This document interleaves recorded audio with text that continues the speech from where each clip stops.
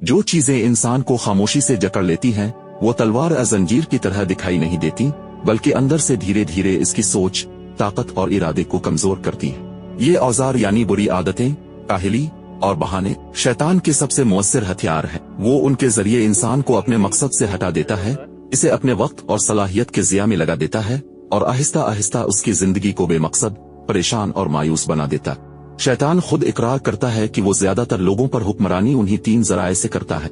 आइए इनको समझते हैं ताकि खुद को उनके असर से बचा सके। आदतों की जंजीर। शैतान कहता है कि जब इंसान किसी अमल को बार बार दोहराता है, चाहे वो नुकसानदेह हो, तो वो एक आदत बन जाती है, और जब आदत जड़ पकड़ लेती है तो इंसान को खुद मालूम नहीं होता कि वो अब खुद चल रहा है या कोई और इसे चला रहा है।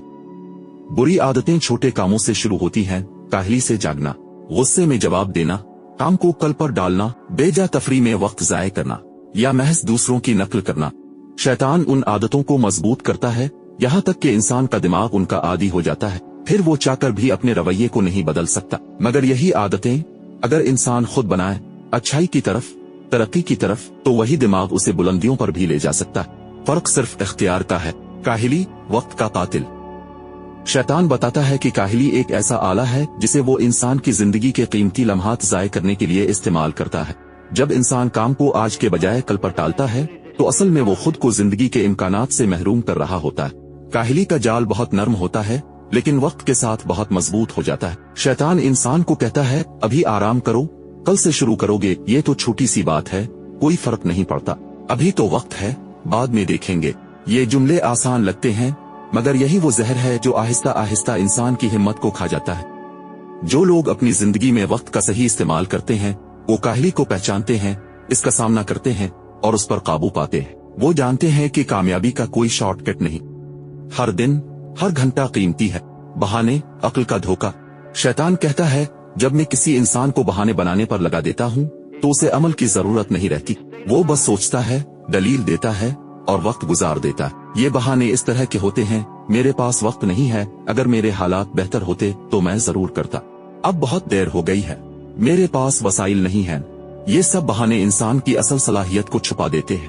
ये दिमाग का वो खेल है जिससे इंसान अपने आप को कायल कर लेता है कि वो कुछ नहीं कर सकता, हालांकि सच ये होता है कि वो सब कुछ कर सकता है। शैतान उन्हीं बहानों से इंसान को अपने काबू में रखता है ताकि वो कभी अपने असल मकाम तक ना पहुंचे। बचाव का वाहिद रास्ता, शऊर, इरादा, अमल।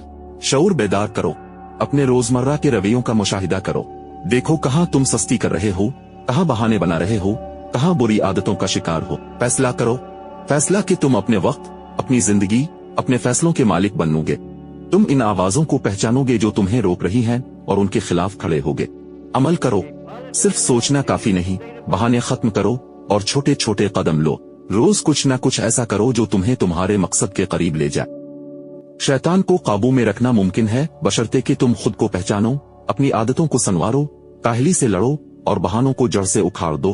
कामयाबी इन लोगों को मिलती है जो उन 3 दुश्मनों को शिकस्त देने का हौसला रखते हैं। हर दिन एक मौका है शैतान के हथकंडों से आजाद होने का, और एक ऐसी जिंदगी जीने का जो तुम्हारे मकसद, तुम्हारे ख्वाब और तुम्हारे असल मकाम की अक्कासी करे।